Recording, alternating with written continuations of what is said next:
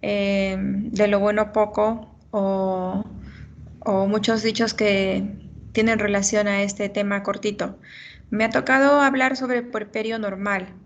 El puerperio normal es un tema muy importante en la ginecología y obstetricia, básicamente obstetricia, porque después de haber pasado todo el tiempo controlando a una paciente gestante, cuidando a la madre y cuidando al bebé, nos toca tener en nuestras manos la vida de la madre sola. Sin embargo, ya el bebé se encarga del neonatólogo, pero si la madre no está bien, este bebé sigue dependiendo de ella y no va a poder tener un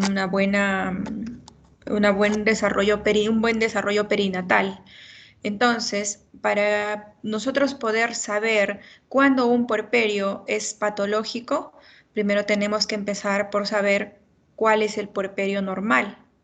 ¿Para qué? Para poder identificar cualquier signo, síntoma que la paciente presente, ¿no? Que ustedes ahora van a saber cuáles son los signos y síntomas normales de una puérpera normal.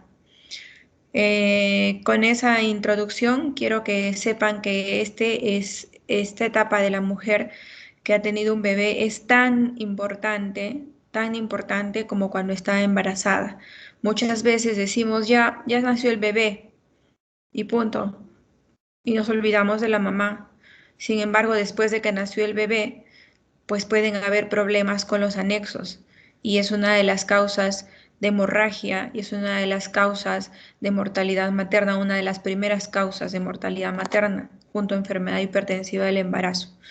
Entonces,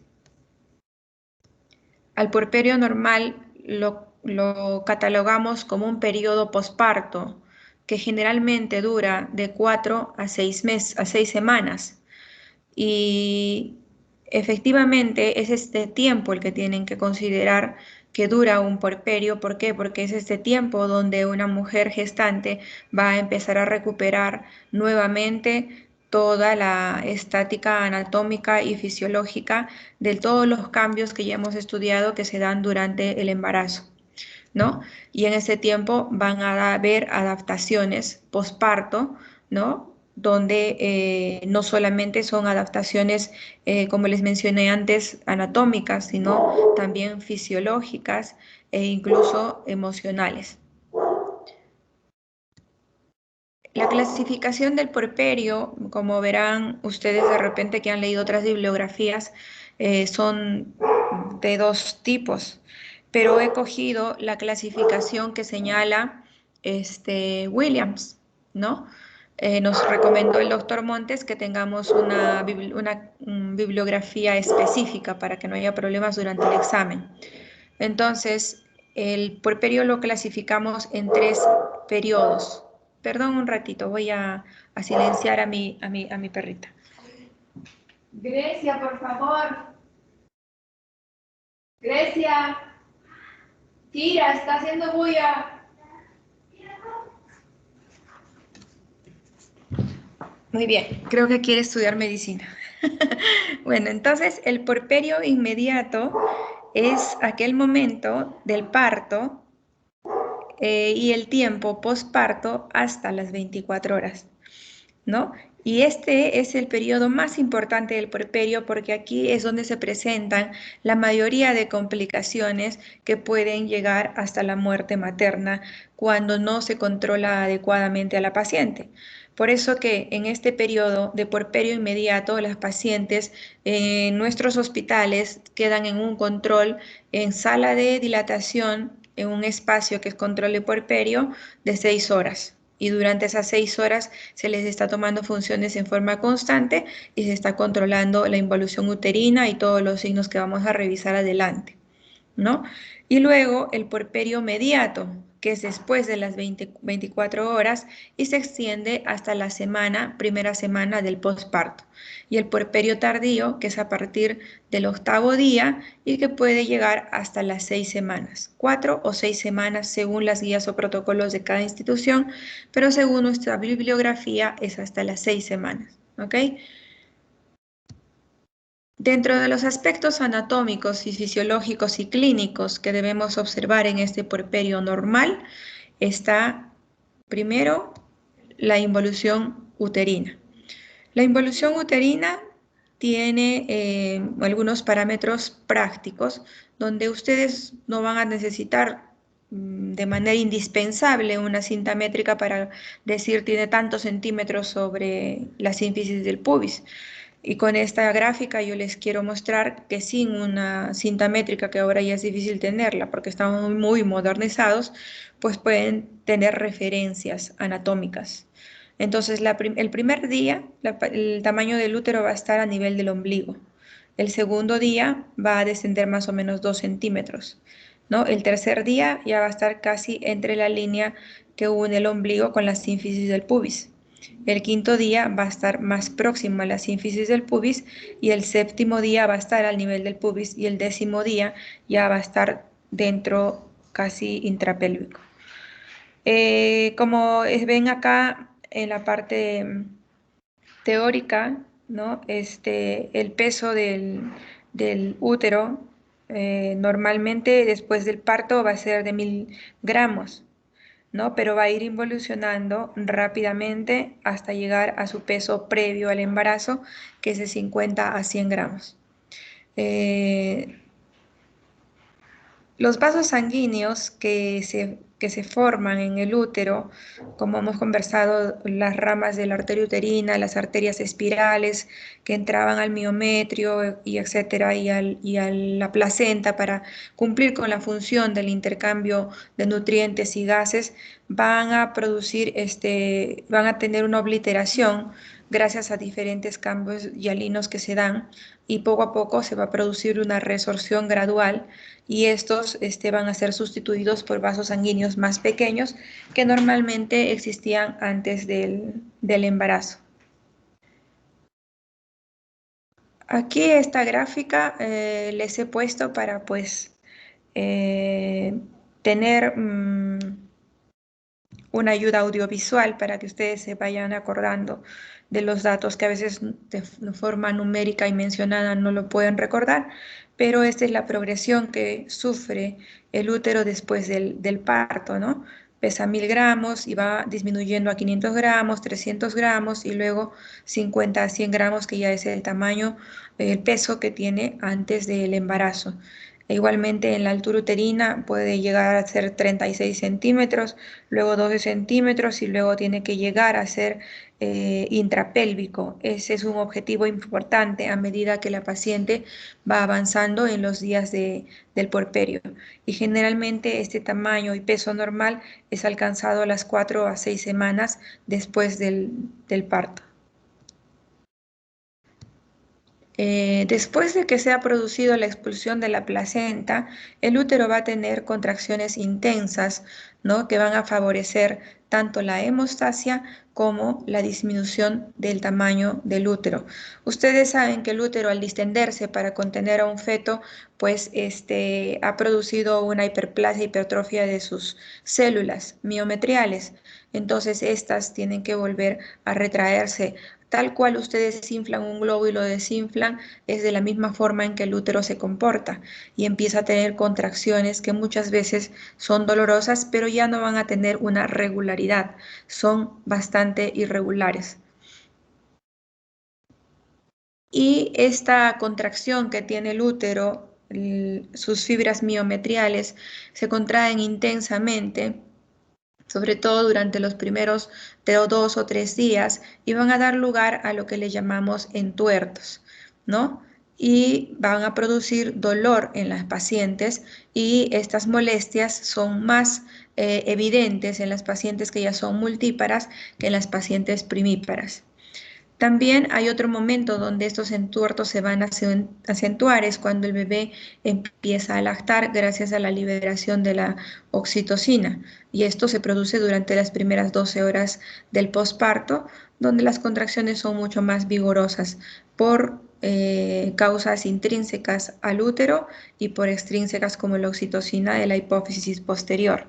Entonces, esto va a ayudar a que la involución del útero sea adecuada. Sin embargo, como cuando van a ver porperio patológico con mi colega que les va a hacer la clase mañana, pues hay muchas causas que pueden ocasionar que este útero no llegue a tener su tamaño que corresponde de acuerdo al tiempo de manera progresiva, y es una de las causas de sangrado posparto. Esta es una gráfica ya que es repetida. Y vamos a pasar ahora a los loquios. Los loquios es la manifestación de cómo es que la manifestación física o que ustedes objetiva, que ustedes pueden tener de cómo se está llevando a cabo esta involución uterina. Y los loquios al principio van a ser rojos, como le llaman loquios rubra en la bibliografía recomendada. Luego loquios serosos, loquio serosa, que va a ser a partir del tercer día.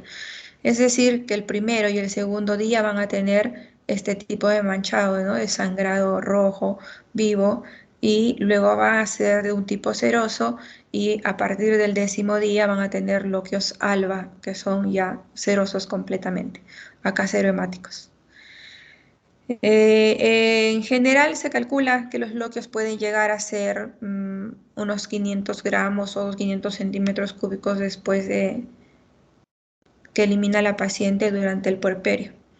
Y estos loquios en promedio pueden durar la expulsión hasta 4 o 6 semanas, pero lo importante que ustedes tienen que observar cuando tienen una puérpera es que los 2 primeros días sean loquios sanguinolentos, y luego el tercer día ya vaya aclarando, y a medida que vaya el tiempo avanzando hacia las 4 semanas o 6 semanas, cada vez este flujo vaginal sea pues seroso. Ocurre que a veces al 10.º día, 12.º día, incluso hasta la tercera semana, puede pasar que la evolución está yendo muy bien. Sin embargo, luego empiezan a presentar las pacientes un sangrado importante, ¿no? Y hay una patología que de hecho la revisarán mañana, que es muy rara, pero se produce por desprendimiento de la costra donde se ha insertado la placenta, y es una patología bastante rara, pero que causa una hemorragia bastante importante. Y la fisiopatología es tal cual tengan ustedes una cicatriz y se desprende la costra, y pues va a ocasionar un sangrado nuevamente. Y esto hemos tenido una paciente que fue un dolor de cabeza cuando yo era residente, porque no había, en la ecografía no habían restos, no había ningún problema a nivel de segmento, no se sabía qué es lo que tenía la paciente, y fue el diagnóstico final, porque la paciente tuvo que ser histerectomizada en vista que no había control del sangrado, y al hacer la patología de la placenta se encontró el diagnóstico. Muy bien, luego tenemos la regeneración endometrial, que es eh, algo muy importante durante el desarrollo del puerperio. Se inicia después del parto. La decidua tiene 2 capas, una capa basal y una capa superficial. La capa basal sabemos que debe permanecer íntegra, y va a permanecer íntegra en un parto sin complicaciones. Y va a tener una capa superficial, que es la que se va a necrosar y va a desprenderse poco a poco y va a salir junto con los loquios, ¿no?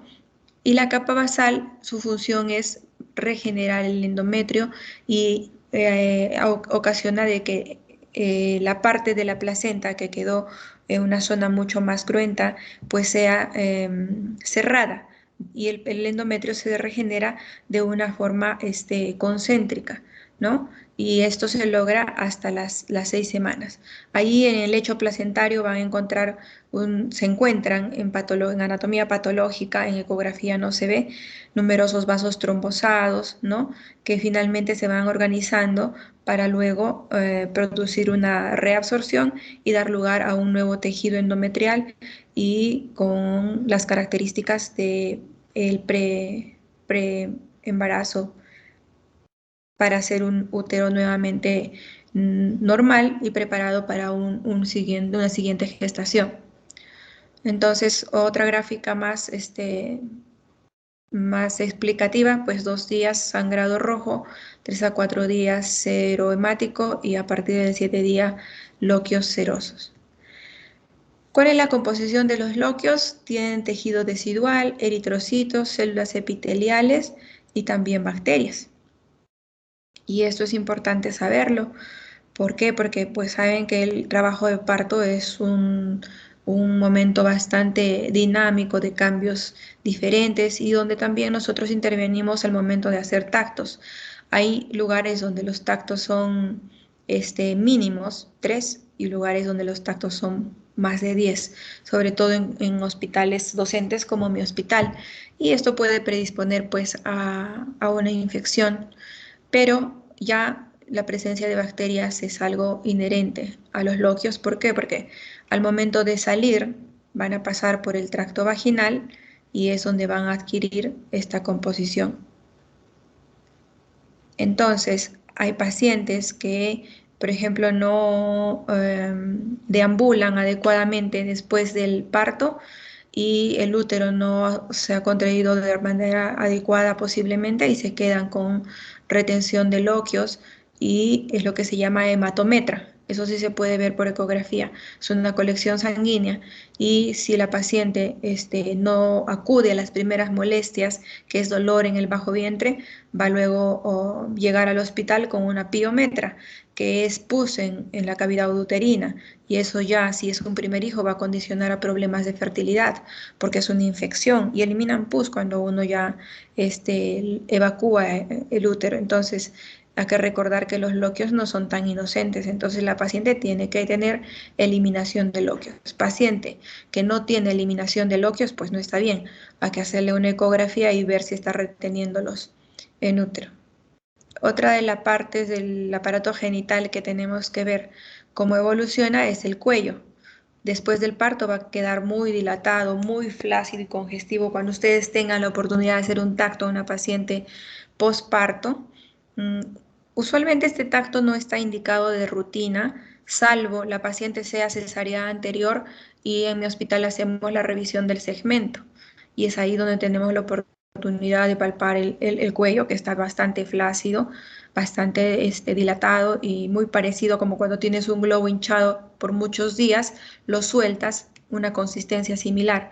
Tus dedos van a poder atravesar el canal cervical y luego van a ir evolucionando ya a quedar un cuello edematizado y finalmente, pasando los días, a los 3 meses ya el cuello va a estar casi como un cuello pregestacional, preparto.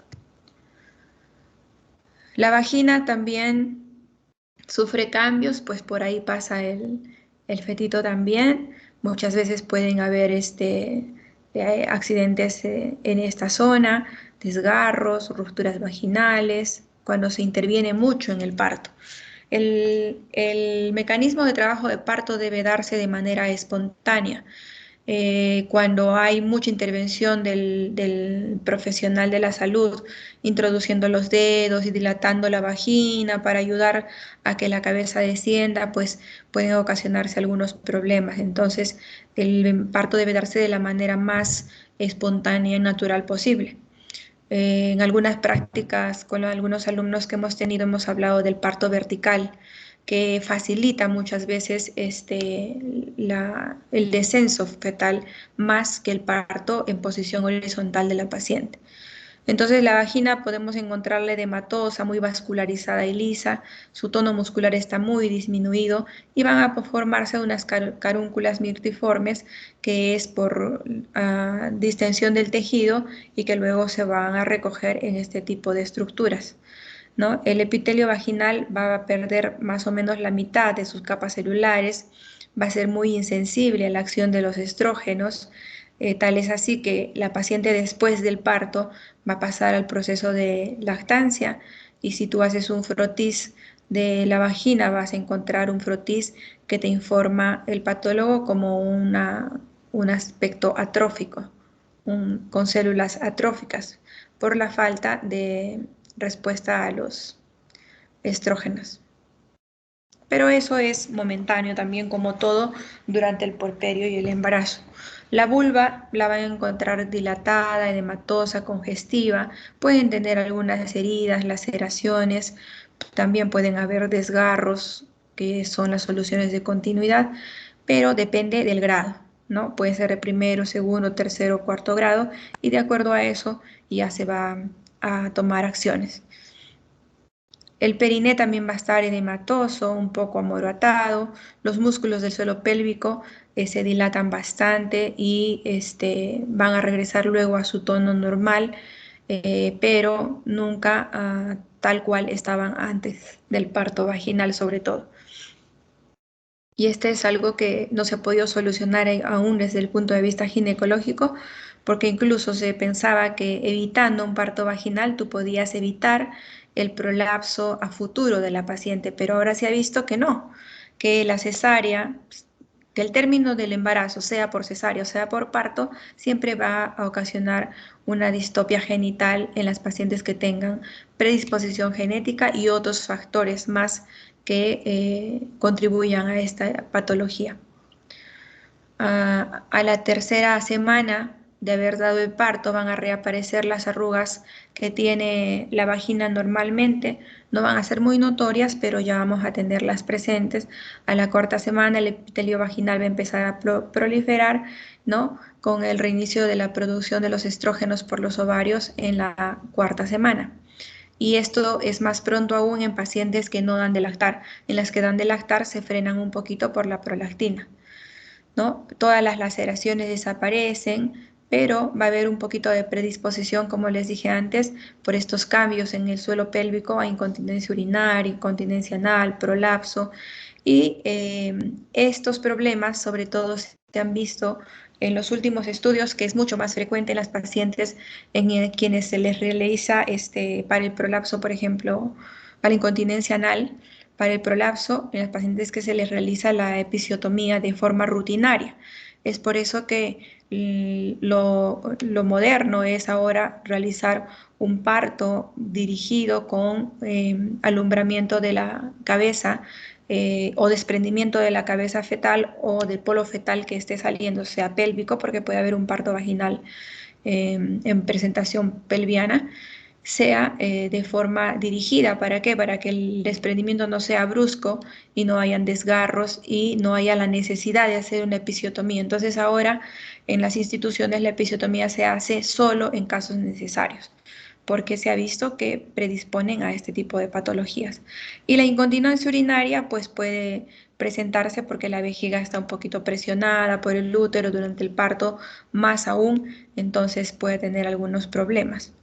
Por eso es que se recomienda que las pacientes deben tener una dieta adecuada para tener un embarazo con un feto de un peso promedio y tener un parto fácil. Es algo en lo que tenemos que trabajar, es un tema que no se logra fortalecer en lo que es obstetricia y nutrición de la gestante. Las trompas también sufren cambios, ¿no? A pesar de estar intrapélvicas, que probablemente pensemos que pues no va a pasar nada porque el bebé está afectando cuello, vagina. Sí, las trompas también cambian, están hiperémicas, edematosas, muy vascularizadas, ¿no? Se reducen las células secretoras a la sexta semana, van a recuperar los cilios y los ovarios tienen una función deprimida. ¿Por qué? Porque las hormonas hipofisiarias están venidas a menos, disminuidas por la secreción de la prolactina, básicamente. Y cuando nosotros, por ejemplo, hacemos un bloqueo tubárico bilateral postparto, lo hacemos dentro de las 72 horas, con una incisión debajo del ombligo, logramos ver estas trompas con estas características y pues hacemos el bloqueo tubárico y bueno, a veces hay algunos inconvenientes, pero es algo que se espera.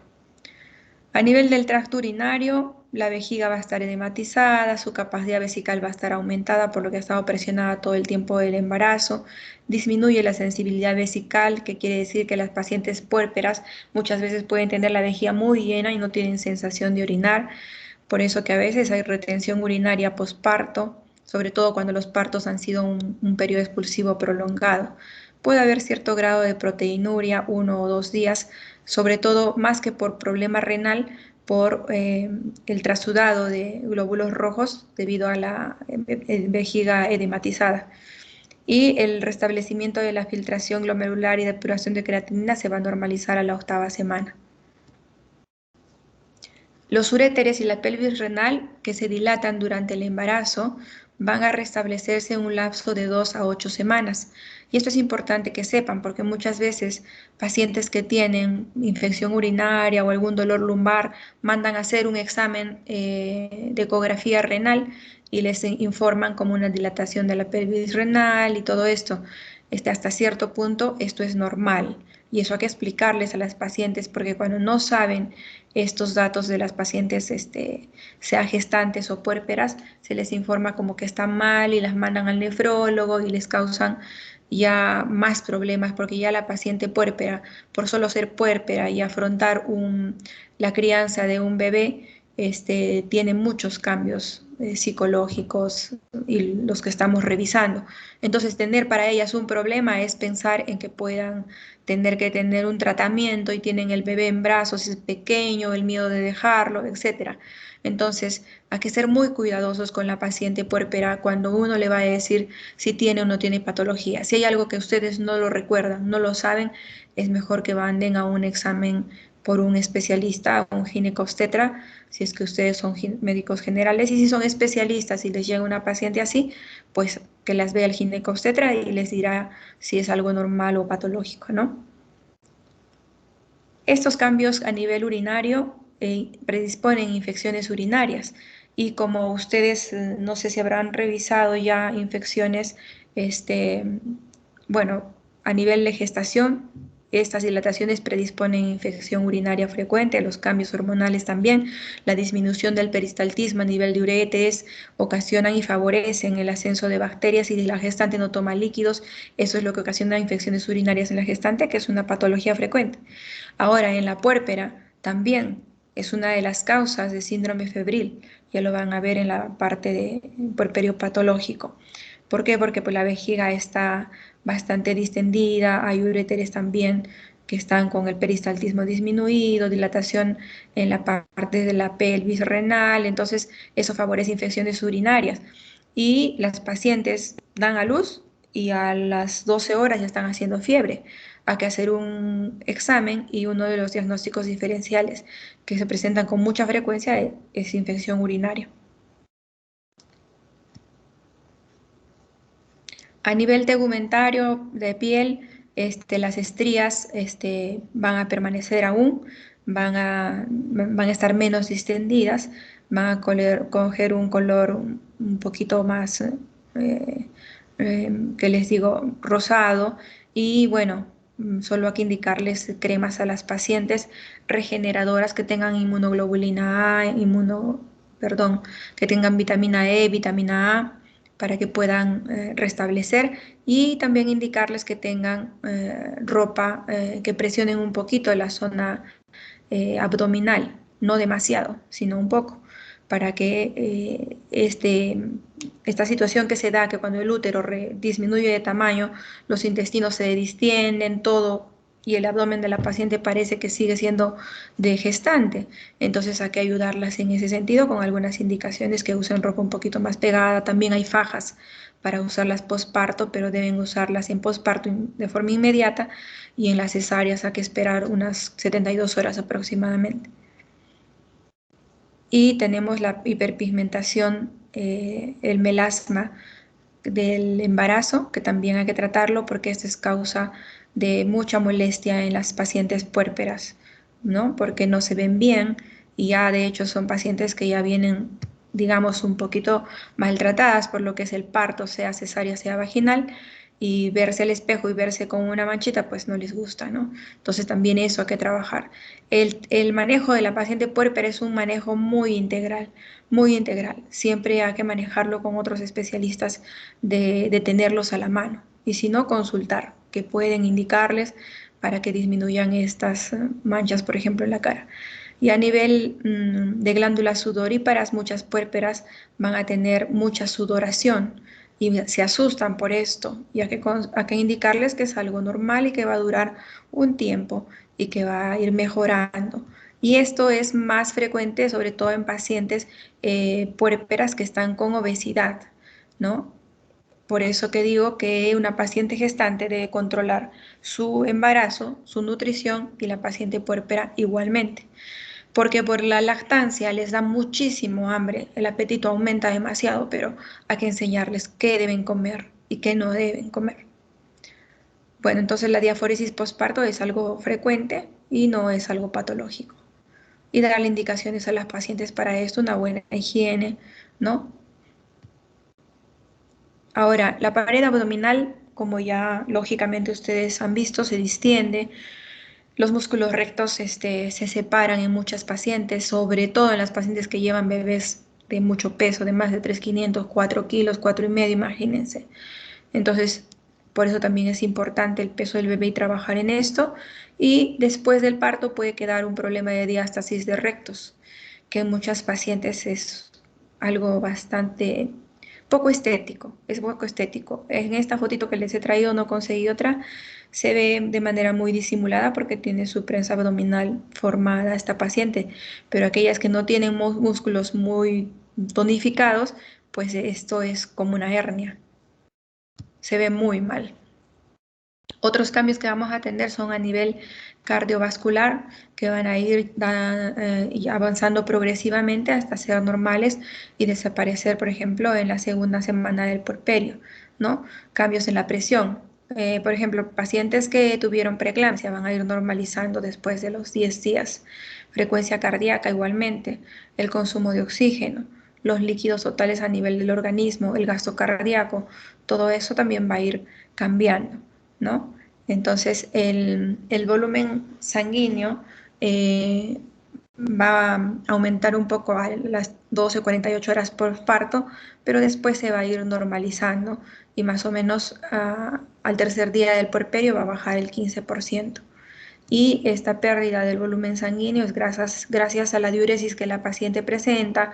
La diaforesis también contribuye en un pequeño porcentaje. A nivel hematológico vamos a tener que el hematocrito va a subir los primeros 3 o 4 días y luego se va a normalizar a la cuarta o quinta semana. Los leucocitos, es algo que quiero que quede claro, que puede haber leucocitosis en las pacientes posparto y más aún se presenta en las pacientes que han tenido sangrado posparto, hemorragia puerperal por hemoconcentración. Por eso hay que tener cuidado de calificar como leucocitosis a una paciente puérpera, salvo tenga otros signos que digan que es una infección, ¿no? Las plaquetas también aumenta la agregación plaquetaria, la velocidad de sedimentación, la coagulación también está aumentada, aumenta el fibrinógeno y la tromboplastina y se normalizan hasta la tercera semana. Y ustedes dirán, ¿para qué estos cambios? Pues estos cambios se dan para que pueda haber un menor sangrado a nivel del útero y básicamente a nivel del lecho placentario. Y este cambio, antes de pasar al otro hematológico, es muy importante al momento de dar las indicaciones a la paciente después con relación a la deambulación, por ejemplo.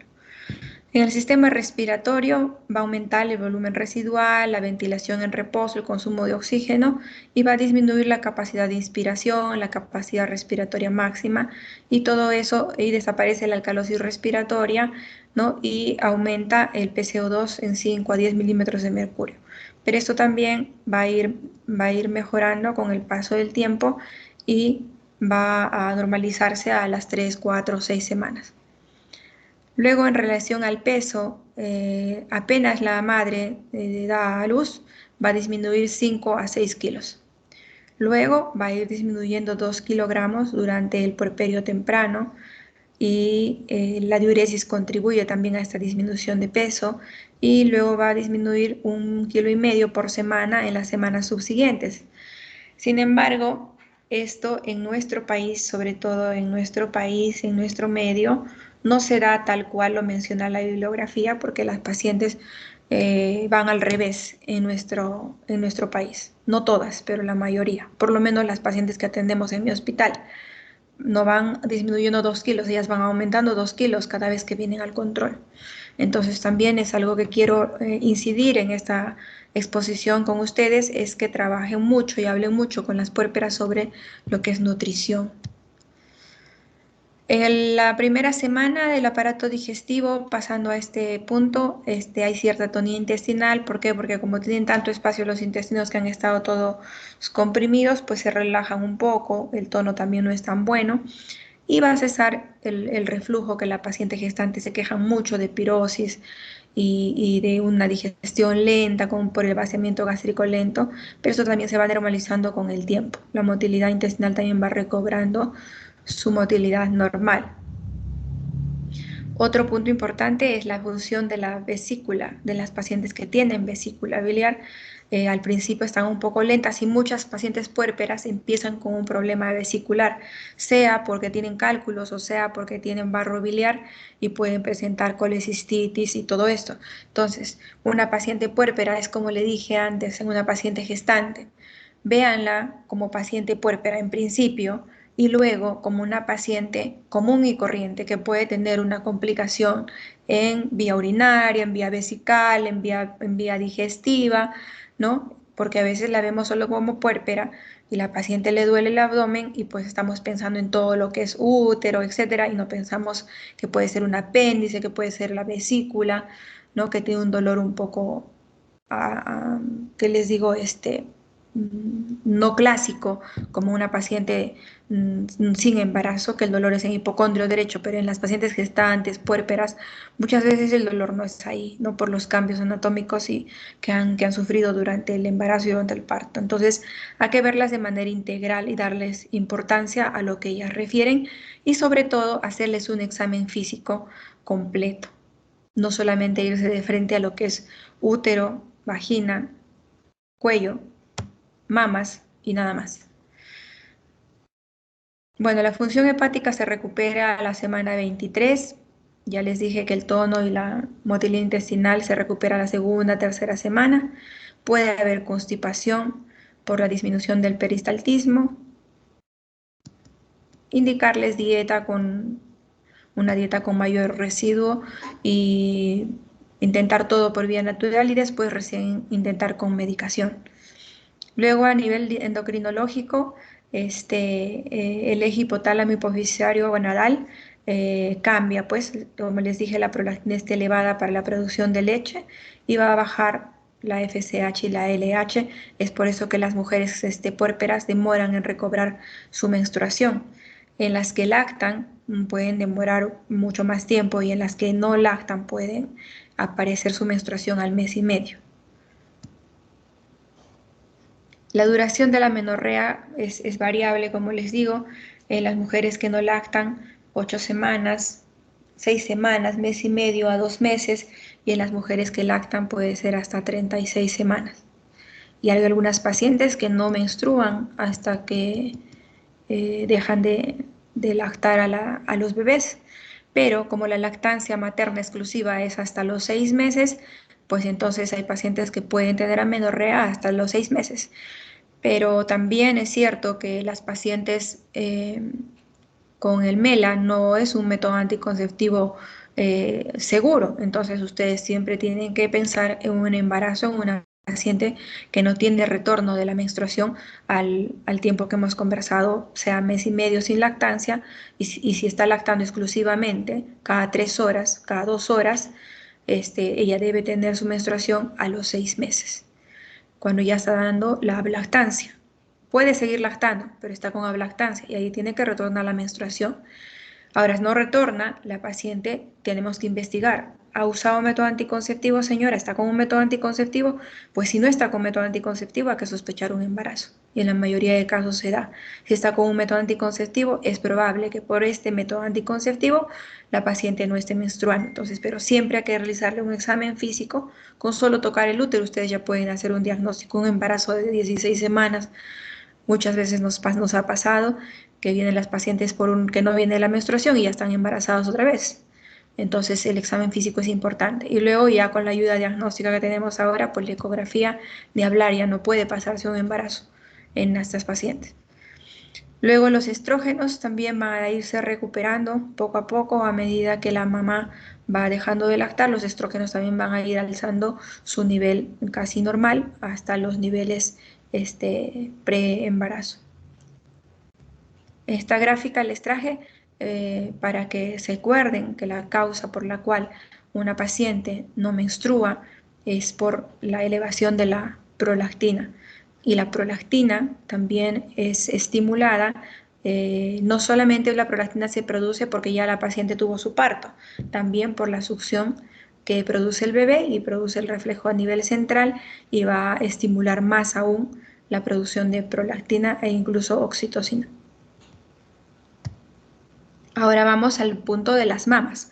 Hay algo que yo he visto a lo largo de mi carrera como ginecobstetra, que tengo, yo me olvidé cuántos años, es las mamas. Muchas veces llegan las pacientes y siempre veo a los internos que he conocido, e incluso residentes, que de frente van a la paciente a útero y van a ecografía de útero, ovarios, examen vaginal y todo lo demás. Te hacen la descripción de la paciente, incluso de parte respiratoria, corazón, todo, etcétera. Y no sé si es por temor a la paciente o porque la paciente, sienten que la paciente puede sentirse incómoda, no lo sé, pero lo que yo que les recomiendo es lo siguiente: nunca dejar de examinar mamas, por muchos, muchos motivos.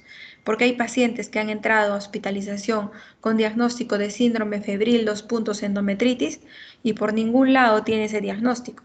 Y cuando le examinamos a las pacientes las mamas, están con una mastitis a todo dar, hasta abscesos mamarios tienen, y solo fue porque no la examinaron y es una causa también de infección y fiebre en el puerperio. Entonces, si tienen ustedes un poco de derroche, como dicen ustedes los jóvenes, de examinar mamas, pues le dicen: señora, discúlpeme, pero tengo que examinarle sus mamas, ¿me permite? Es parte del examen. Y las pacientes son muy abiertas. Cuando ustedes tratan a una paciente desde el ingreso, cómo está, cómo se siente, en pase, de no, échese, en qué la podemos ayudar, le preguntan qué es lo que tiene, qué siente, cómo está su bebé, y la tratan de una manera cálida. Las pacientes van a dejar que las examinen, nunca se niegan. Eso se los digo por experiencia personal. Y luego examinar el pezón.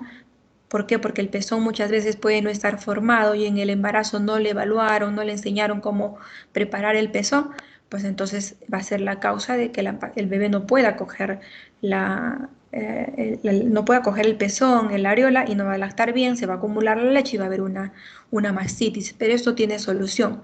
Así no lo hayan formado, hay formas de cómo hacer que el bebé pueda tener la leche de la madre, sea succionando solo él, que aprenda a coger bien el pezón, o sea que se extraiga la madre con aparatos que ahora hay, desde una simple pezonera hasta una jeringa invertida e incluso un extractor de leche eléctrico, que es súper bueno y ayuda muchísimo, sobre todo en las pacientes que trabajan y lo pueden comprar, pues excelente. Y es tan bueno que la leche sigue produciéndose. Y ahora saben ustedes que en cada trabajo que puedan tener, las mujeres tenemos el derecho de tener un lugar donde haya la lactancia materna o lactario, le llaman, donde la mujer puede, si no quiere que le lleven a su bebé a la hora de lactancia, pues puede depositar la leche. Tiene que haber un refrigerador con la temperatura adecuada y los depósitos adecuados que cada uno lleva en un cooler pequeño, y deposita la leche. Y le tienen que dar permiso en su trabajo. Si es de oficina, pues cada cierto tiempo. Y si estamos en un hospital, tenemos el lactario. Y ahora las doctoras van y se están sacando la leche para depositarla en el lactario y se van a su casa con grandes cantidades de leche y su leche no se seca. ¿Por qué es que ahora estamos en este tiempo de estimular lo que es lactancia materna? Porque ha habido un tiempo de nuestra historia donde todas las pacientes que daban a luz tenían un tarro al lado y no se estimulaba la lactancia. ¿Y qué se ha visto? Las consecuencias a futuro, después de varios años: niños enfermos de todo tipo de enfermedades y incluso muertes de niños que no tienen defensas. ¿Por qué? Porque ¿qué es lo que tiene la leche? Lo vamos a ver más adelante. Entonces, la mama anatómicamente tiene desde 15 hasta 25 lóbulos, no dispuestos en forma radial como han visto en el dibujo, y están separados por tejido graso, como están viendo por acá. Y entonces cada lobulillo va a juntarse, van a dar a los alvéolos, van a formar conductos como una red y van a finalmente dar lugar a los conductos galactóforos, que son los que llegan al pezón, y ahí en el pezón van a tener y se van a abrir orificios definidos por donde va a salir la leche, ¿no? Entonces, el epitelio del alvéolo tiene una capacidad de secretar diferentes componentes importantes en la leche, que son los que han hecho que la leche materna recobre su importancia de antaño para que ahora todas las madres tengamos que lactar y sea un derecho. Y esté dado incluso una ley que toda institución debe tener un lactario. Y qué bonito es pues tener este contacto, como ven en la foto, me gustó mucho esta foto de tener contacto el bebé con la madre. El calostro es un líquido muy parecido al limón, se produce el primer y segundo día del puerperio, contiene más minerales y aminoácidos que la leche materna, tiene globulinas, menos azúcar y grasa, se secreta por 5 días y a lo largo de 4 semanas va sufriendo el proceso de transformación a una leche más madura. Posee anticuerpos como la inmunoglobulina A, que va a proteger al recién nacido contra microorganismos intestinales, por ejemplo. Y esto hace que se evite la enterocolitis necrotizante en los prematuros. Por eso que ahora las madres que tienen bebés prematuros tienen que ir a dejar su leche para que evolucionen mejor estos bebés, y se ha obtenido una evolución muy buena gracias a los trabajos de investigación. Contiene complemento, macrófagos, linfocitos, lactoferrina, lactoperoxidasa y lisocimas. Y se ha visto que ni la mejor leche maternizada producida por el mejor laboratorio del mundo tiene la calidad que tiene la leche materna y el calostro. La leche materna es una suspensión más grasa, como hemos visto, tiene más grasa que el calostro, ¿no? Tiene lactoalbúmina, lactoglobulina, caseína, ¿no? Que están diluidos estos en una solución de carbohidratos y minerales. Más o menos una madre produce 600 mililitros de leche por día. Tienen aminoácidos tanto esenciales como no esenciales. Contiene todas las vitaminas, excepto la vitamina K. Por eso es que cuando ustedes hagan pediatría, y si han hecho, es que se administra el Conaquion cuando el recién nacido es recibido y es parte de la atención del recién nacido. Y tiene vitamina D en bajas cantidades, pero tiene. Contiene también su suero de la leche, interleucina 6, inmunoglobulina A, factor de crecimiento epidérmico, que no es destruido por las enzimas proteolíticas gástricas del estómago del bebé. Y este factor de crecimiento epidérmico llega al intestino y ocasiona una maduración y crecimiento de las células de la mucosa gástrica. Y este punto ha sido un punto crucial para que se fortalezca la decisión de poner en marcha el hecho de hacer una campaña de restablecer la leche materna como un punto muy importante. ¿Por qué? Porque habían bebés que sufrían de intolerancia a la lactosa y otras enfermedades gástricas que no sufrían los bebés que lactaban exclusivamente. Entonces, esto es otro pilar importante por el cual la leche materna debe darse. Y esa creencia de que al dar de lactar las mamás van a estar flácidas es una creencia, eso es mentira. Y en caso de que se diera, ya tenemos también la tecnología delante, pues nos ponemos implantes. ¿Qué fue? Lo más importante es dar de lactar a nuestros bebés. Acá un cuadrito ya para que ustedes lo lean de la diferencia entre el calostro y la leche materna. Los beneficios de la leche materna, nuevamente lo voy a repetir porque quiero que se lleven de esta clase dos cosas importantes. El puerperio es una etapa corta, puede ser una etapa muy fácil de manejar, tanto así que a una paciente puérpera se le da alta a las 24 horas, máximo 48 horas, porque el parto es lo máximo que existe. Pero cuando se complica, el puerperio puede ser muy terrible. Entonces, eso quiero que se lleven. Todo lo que estoy diciendo de puerperio normal, memorícenselo. Y lo siguiente que quiero que lleven de esta exposición, que es bastante cortita comparada a las anteriores, es más, ya vamos a terminar, son los beneficios de la lactancia materna. Ustedes como futuros médicos A todos sus familiares ya deben conversar sobre los beneficios de la lactancia materna, sobre los beneficios de un embarazo con un control obstétrico estricto, ya deben conversarles sobre los beneficios o las ventajas de tener un puerperio controlado, ¿no? ¿Por qué? Porque ustedes son los que tienen que llevar estas ideas a los familiares y se va haciendo una cadena. Para la madre, menor incidencia de cáncer de mama. Esto es algo que ustedes lo van a palpar cuando vayan al serum. Es bien difícil que ustedes encuentren cáncer de mama en las zonas periféricas, en el Perú profundo, como dice. En cambio, en la ciudad la incidencia del cáncer de mama es más alto, pero en los últimos años está disminuyendo porque estamos incentivando la lactancia materna exclusiva. Menor retención de peso posparto con la lactancia. En la lactancia materna la leche tiene mucha grasa, hemos dicho. ¿De dónde va a salir? Del cuerpo de la madre. Entonces la madre va a tener un cuerpo excelente si da una lactancia materna exclusiva, hace una dieta adecuada, no tiene por qué quedarse con exceso de peso. Pero en nuestro país no pasa eso. Y yo siempre les pongo el ejemplo a mis estudiantes, a mis internos y residentes. O sea, ¿ustedes qué creen? Que, por ejemplo, Majo Mantilla, por ejemplo, para mí es un ejemplo de ella porque la he leído, pues, parto natural, lactancia exclusiva, y sigue con un cuerpo como si no hubiera tenido hijos. ¿Por qué? ¿Por qué no podemos lograr eso las demás mujeres y solamente las que son artistas o trabajan y su cuerpo es su herramienta de trabajo?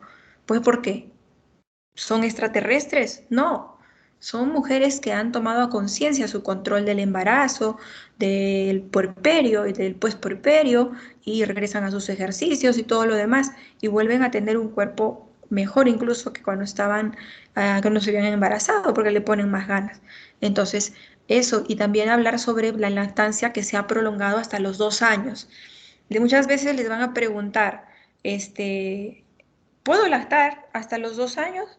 Porque saben ustedes que en la sierra, por ejemplo, las mujeres lactan hasta los 2 años a sus bebés. Y ahora ya recibo pacientes puérperas y también pacientes que vienen por método anticonceptivo, por alguna complicación de un método anticonceptivo. Y está usted, su último hijo, ¿qué edad tiene? Año y medio. ¿Está lactando? Sí. Y están lactando hasta los 2 años. Y qué maravilla, porque sus hijos no tienen problemas de salud. Para los recién nacidos disminuye la incidencia de diarrea, por lo que les mencioné antes del tracto gastrointestinal. Disminuyen las infecciones respiratorias, la otitis, la bacteriemia, meningitis, botulismo, la enterocolitis, que no solo se presenten prematuros, pueden tener también en un bebé nacido a término, infecciones urinarias, síndrome de muerte súbita. También disminuyen con la lactancia materna exclusiva. Evitan la diabetes tipo 1, inflamación intestinal, el linfoma, alergias. Wow, las alergias antes eran muy frecuentes, ahora ha disminuido bastante. Y trastornos digestivos crónicos.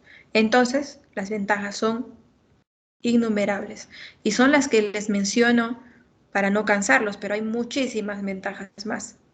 Y antes de terminar mi ponencia, pues hablarles sobre la atención del puerperio.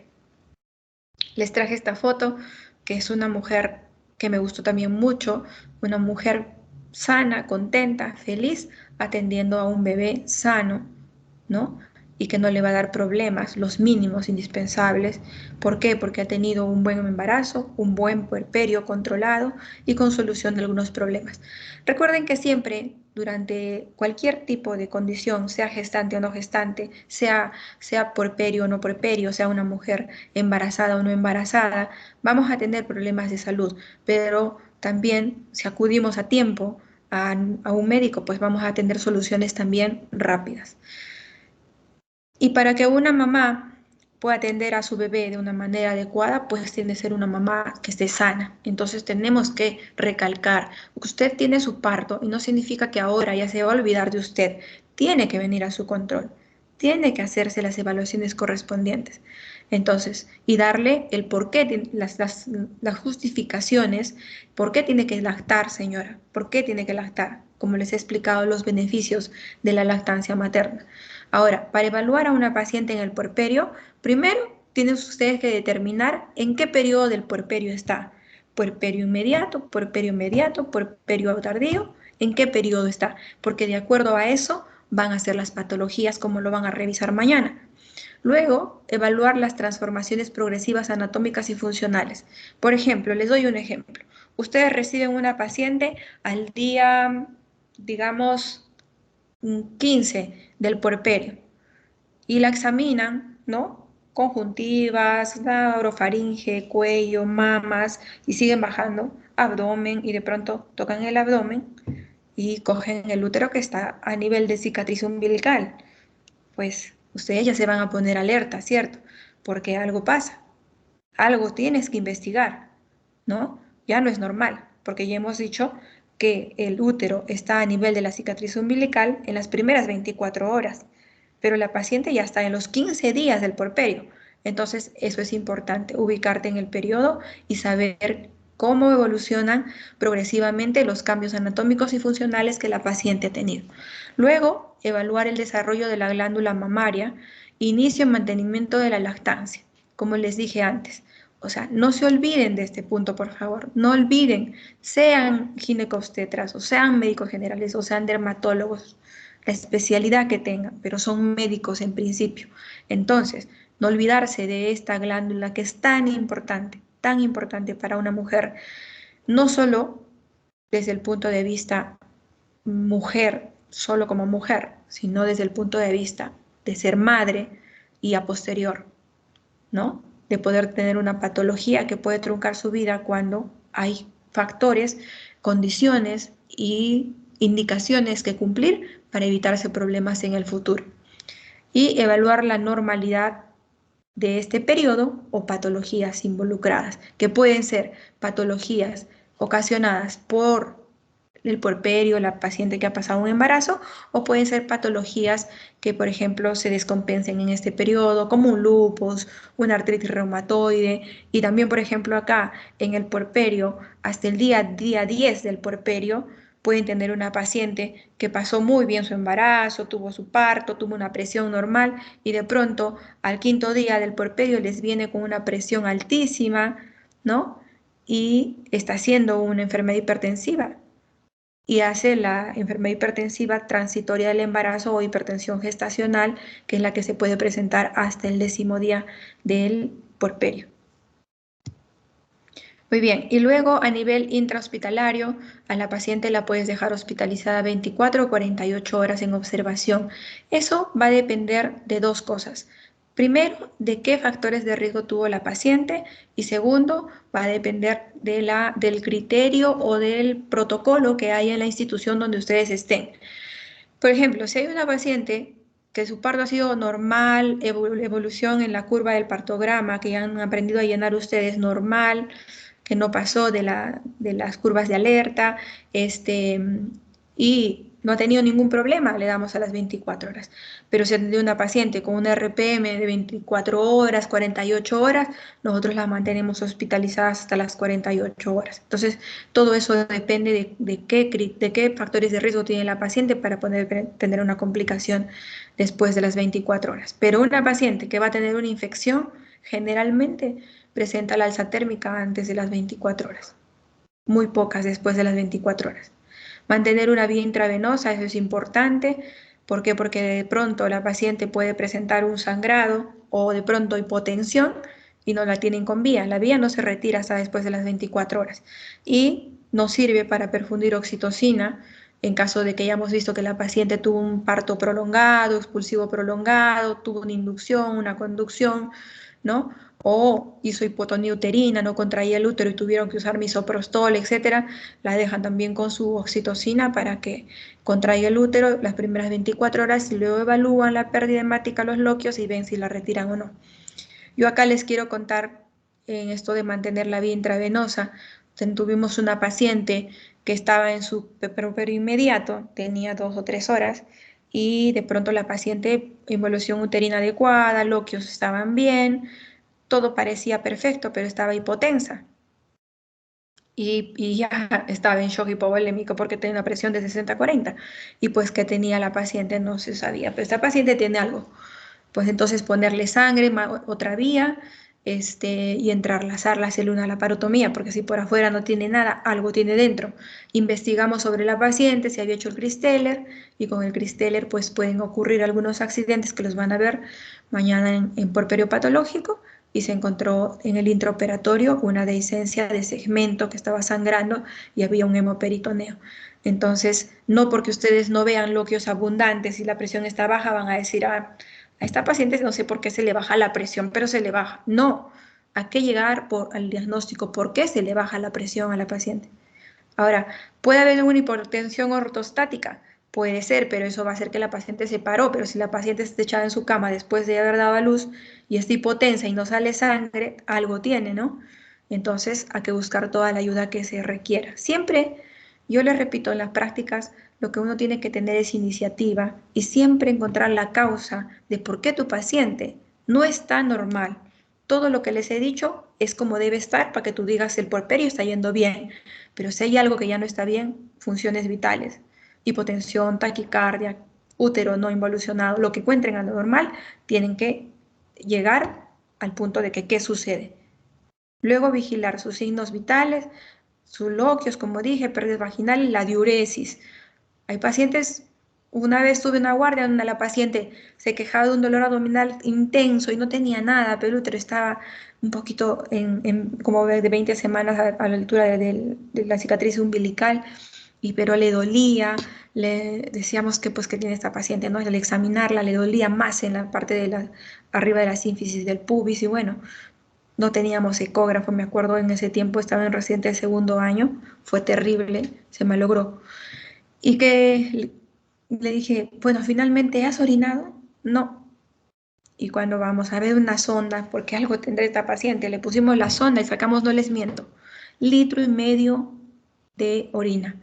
Había hecho una retención urinaria y luego vimos la historia y había tenido un expulsivo y un trabajo de parto muy largo. Entonces la vejiga estaba muy, muy edematizada ya con equimosis y llamamos al urólogo e indicó que se le pusiera una sonda por unos 3 días hasta que baje todo el trauma que la vejiga había sufrido. Y entonces fue un caso bastante particular. Luego controlar el dolor de la paciente, los entuertos a veces son muy intensos, pero antes de tratar este dolor también tienes que examinarla bien a la paciente, hacerle su ecografía, ¿no? Tomarle su hemoglobina, etcétera, su examen físico completo y si se confirma que son entuertos, recién le das para el dolor. Ver la altura uterina, su tono. El tono es muy importante. Hay pacientes que pueden contraer muy bien durante el periodo del expulsivo y luego del alumbramiento de la placenta. Contrae el útero muy bien. La ponen a la camilla, no pasa ni 20 segundos y el útero está pues otra vez grande, ¿no? ¿Qué pasó? Hizo una hipotonía otra vez y dentro de las 24 horas es posible que se dé esta patología. Control de la sensibilidad y la movilidad. Bueno, esto es cuando la paciente tiene el parto sin dolor. En algunas instituciones lo hacen. En mi hospital todavía no tuvo buenos resultados. Y esto de evitar la separación de la mamá, comenzar la lactancia materna. Ya deben haber ustedes hecho la atención del parto. Ya también seguro les han enseñado que el bebé nace con un buen Apgar. ¿Qué es lo que se hace? Se pone el bebé en el pecho de la madre para que empiece a buscar el pezón y se haga el contacto piel a piel inmediatamente, salvo que el bebé esté con un Apgar bajo. Deambulación y movilización temprana de la mujer posparto, sea cesárea, sea parto vaginal, tiene que tener una deambulación y movilización temprana. No puedes indicarle tú a la paciente que dio su parto o cesárea que se quede, qué sé yo, 3 días echada en cama y no se pare. Hay pacientes que hacen eso y nos traen muchos problemas. Dentro de los más graves, trombosis venosa o tromboembolismo pulmonar. ¿Por qué? Porque saben ustedes que por la presión del útero los vasos sanguíneos de las piernas pueden tener una éstasis o ya hay varices anteriores y esto ocasiona problemas. Ya hemos hablado de la coagulación.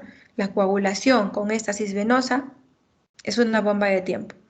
Entonces la deambulación de la paciente tiene que ser precoz. Después de las 6 horas del postparto se puede parar y en la cesárea máximo 12 horas.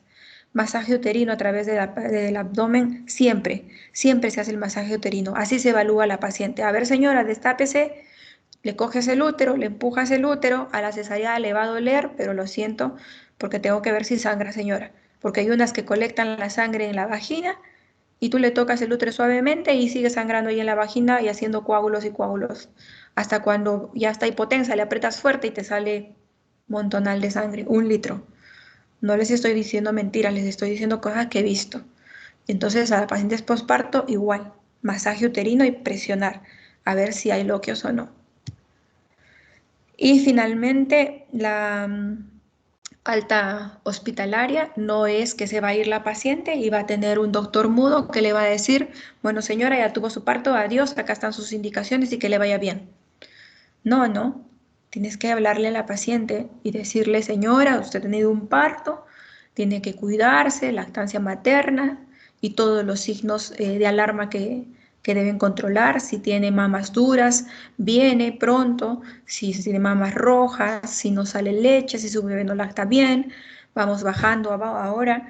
Si le empieza a doler el útero, si empieza a haber sangrado, ¿no? Si a veces tiene la episorreáfisis suelta, ¿no? Si siente molestias o mucho dolor en la zona que le han suturado, ¿no? Antes del alta hay que tomarle sus funciones vitales, ve preguntarle bien, ¿ha orinado, señora? Si ha orinado bien, si no orina, también avisa, ver y decirle si los loquios están rojos, como les he explicado a ustedes, le tienen que explicar a ella también. Primero van a ser rojos, señora, hasta mañana, luego van a ser rosados, luego van a ser amarillitos. Si se pone rojo al 10.º día, 5.º día, viene por emergencia, ¿no? No debe haber un sangrado abundante, el sangrado en los primeros días es semejante a la menstruación. Su útero tiene que estar abajo, usted se lo toca, le enseñan, toque su útero, este es su útero, señora, va a estar cada día más chiquito, más chiquito. Si no disminuye de tamaño, tiene que venir. Si el dolor aumenta, tiene que venir. ¿Por qué? Porque también hay pacientes que son puérperas y de pronto vienen por un dolor intenso en la parte baja del abdomen y no saben qué tiene y después de un tiempo apendicitis con peritonitis. Entonces también cualquier dolor tiene que venir. Y otro mensaje que quiero que se lleven: anticoncepción establecida. Las pacientes que salen de alta tienen que irse con un método anticonceptivo, así sea el MELA. Ya, pues ni modo.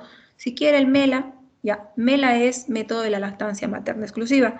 Si quiere eso, bueno, ya, ni modo, pero tiene que salir con un método y escribir en la historia, señora, escoge MELA, escoge preservativos, escoge anticonceptivos orales, inyectable, implante, té de cobre.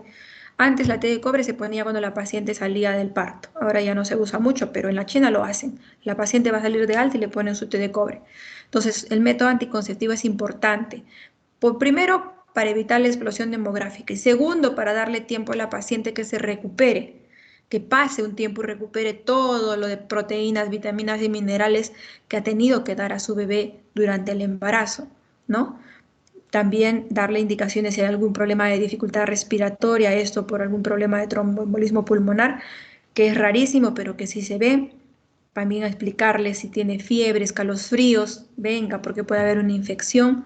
Si tiene otra patología ella asociada, explicarle cuándo es que esta patología se está descompensando, ¿no? Que tiene que tener la habilidad para deambular, sobre todo a las cesáreas, que a veces les duele mucho, pero hay que darles un analgésico adecuado según el umbral del dolor que ustedes vean que tiene la paciente. La valoración psicológica es muy importante, psiquiátrica, y por la asistenta social, en muchos casos en nuestro hospital lo ameritan, sea por abandono social, sea por una gestante adolescente, etc. Enseñarle los cuidados del recién nacido, eso corresponde al neonatólogo, en nuestros hospitales lo hacen, el bebé pasa por el neonatólogo cuando nosotros le damos de alta a la madre. Sin embargo, hay cositas puntuales que hay que recalcarle a la paciente, porque repetir y repetir es la forma de hacer que mentalice lo que tiene que hacer, ¿no? Que lacte adecuadamente, el cuidado propio de esto lo dan, las charlas, las licenciadas les dan una charla amplia, pero si les dan ustedes como médicos también va a tener un mayor peso, ¿no? Y su cita de control obligatorio es al 7.º o 10.º día de haber tenido el parto. Ay, chispas, pensé que terminé, perdón, me faltan unas diapositivas. Acá en casa a la paciente hay que enseñarle y decirle cómo va a hacer su higiene de la zona vulvar o la herida quirúrgica. Debe lavarse 2 veces la zona con una solución antiséptica. Yo generalmente les indico 10 centímetros cúbicos de isodine solución, que venden en un frasquito de 10 centímetros cúbicos, y perdón, 1 centímetro cúbico en 1 litro, y viene de 10 centímetros y justo va a alcanzar para 7 o 10 días, y que con esa agüita se lave todos los días su zona vulvar, ¿no? Cambio frecuente de su compresa, evitar la humedad de la zona de suturas, consultar si su herida se vuelve roja o caliente o empieza a ver secreciones, ¿no? La higiene de la mama es muy importante, lavado de las manos también, más ahora con lo del COVID que estamos tan mal, su dieta normal, continuar con sus suplementos de fierro hasta los 6 meses. La función intestinal, hay que decirle que a veces va a ser un poquito lenta, pero hay que comer más fibra, ¿no? Y bueno, laxantes ocasionalmente cuando la paciente ya no puede más con su constipación. Que tiene que vigilar sus extremidades. Muchas pacientes, como les dije, pueden complicarse al 10.º día y empiezan con presión alta, edemas importantes. Entonces, ante ese caso, también decirles que deben acudir a nuestra institución. Y otra vez más, tocar lo de la anticoncepción. Los anticonceptivos que preferimos en una paciente, sobre todo hasta que se instale la leche, son anticonceptivos a base de progestágenos, ¿no? Cualquier progestágeno, sea por vía oral, sea por vía intramuscular, o sea ahora el implante que también estamos poniendo mucho, este no va a modificar la leche ni su calidad. También hay otra ventaja de usar solo progestágenos en una paciente cuando el bebé es de sexo masculino, de preferencia que evitar los anticonceptivos combinados. No están contraindicados, pero no es la mejor indicación, porque además también cuando tienen estrógenos van a disminuir la lactancia, la secreción láctea. Después de la 6ª semana podemos usar los anticonceptivos combinados, pero si podemos evitarlos y usar solo progesterona, mejor. Y en realidad con progesterona nos va muy, muy bien. Y también decirles cuando hay contraindicación de la lactancia. Bueno, eso de hecho ya es de repente de especialidad, pero también ustedes lo tienen que saber, cómo es madres con el VIH, que tengan consumo de sustancias tóxicas, un TBC activo, madres que estén en tratamiento para un cáncer de mama, por ejemplo. Recomendaciones de alta, acá les dejo para que lo lean ustedes, de la madre, del recién nacido. Son indicaciones que ya les he ido repitiendo a lo largo de la exposición. Y les he preparado esta diapositiva porque, como ven, esta paciente es una paciente que ya tiene un trastorno del ánimo del puerperio por muchos factores probablemente, y que es algo que tenemos que también considerar cuando evaluamos a la paciente y conversar con ella, cómo está, cómo se siente, preguntar si tiene su esposo, si la acompaña, con quién vive, con quién va a cuidar a su bebé, si trabaja o no trabaja, quién la mantiene, todo eso, porque la evaluación de la paciente es integral y si necesita apoyo, pues dárselo en lo que necesite.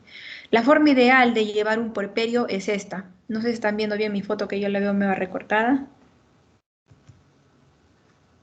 Es con la participación del padre. Como ven, me gustó esta foto, ¿por qué? Porque ay por Dios, me gustó esta foto, ¿por qué? Porque ahí ven, cuanto más manos cubran a un bebé, pues mucho mejor. Y eso es manos de la madre y manos del padre. Ahora la ley apoya el descanso de, ¿cómo le llaman? Licencia de los padres que trabajan y cuando tienen un bebé, que si no me equivoco es aquí en Perú son 4 semanas, me parece. En Estados Unidos son 3 meses que les dan a los padres para que acompañen a la mamá a criar al bebé. Eso es lo mejor, ¿no? Y siempre conversar. Y a veces de repente no se va a poder, pero siempre hablarles a los esposos que no tiene que ser cantidad, sino calidad de atención a su bebé y a su esposa y el apoyo, porque quedamos las mujeres después de un parto. Yo les puedo decir en mi experiencia, mea zombie, porque te quedas pensando, he tenido un bebé, o sea, ¿y ahora qué voy a hacer? Yo no estoy preparada para criar un bebé, no, nadie nace con eso, pero poco a poco se va aprendiendo. Acá una paciente un poco triste porque está hospitalizada por alguna patología, una infección, y eso se debe evitar de todas las maneras con un chequeo del embarazo adecuado. Si hay una infección urinaria, tratarla a tiempo para que no se complique en el puerperio, ¿no?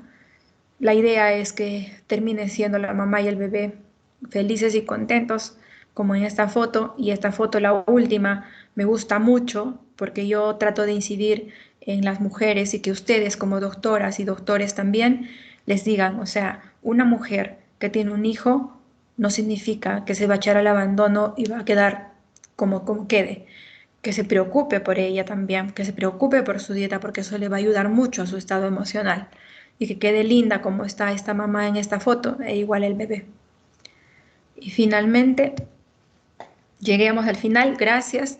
Eso ha sido todo. Esta es nuestra nueva actualidad, nuestra nueva forma de vivir.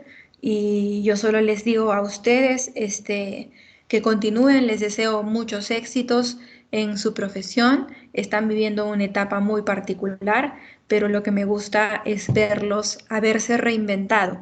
Las prácticas que hacemos con los alumnos que tengo la oportunidad de conocer, pues nos estamos reinventando ambos y de eso se trata la vida, de que ante una dificultad nosotros sigamos adelante para que ustedes continúen sus estudios, lleguen a ser médicos y tengamos médicos para poder afrontar situaciones tan difíciles como la de ahora o como cualquiera que venga. Y con conocimientos y con humanidad, nunca se olviden de ser humanos con sus pacientes, nunca. Así lleguen a ser los médicos más famosos del mundo, nunca pierdan esa calidez y esa calidad. Es todo lo que les quiero decir y muchísimas gracias. Me ha dado muchísimo gusto enseñarles en este curso de obstetricia y pues ya saben que, como les dije en mis anteriores exposiciones, saben dónde encontrarme, cualquier cosa estoy para ayudarlos en Honorio Delgado y de hecho nos vamos a encontrar cuando les toque hacer su internado a quienes vayan para allá. Y a quienes no vayan para allá, pues ahí tienen mi número, mi nombre y cualquier cosa estoy para ayudarlos. Eso es todo. Me despido ya porque es mi última clase y ya estamos terminando este periodo. Doctora, muchísimas gracias. Muchas gracias, doctora. Muchas gracias. Ok, hasta... Muchas gracias, doctora. Muchas gracias, doctora. Gracias, doctora. Gracias Gracias, a doctora. ustedes, hasta una próxima oportunidad.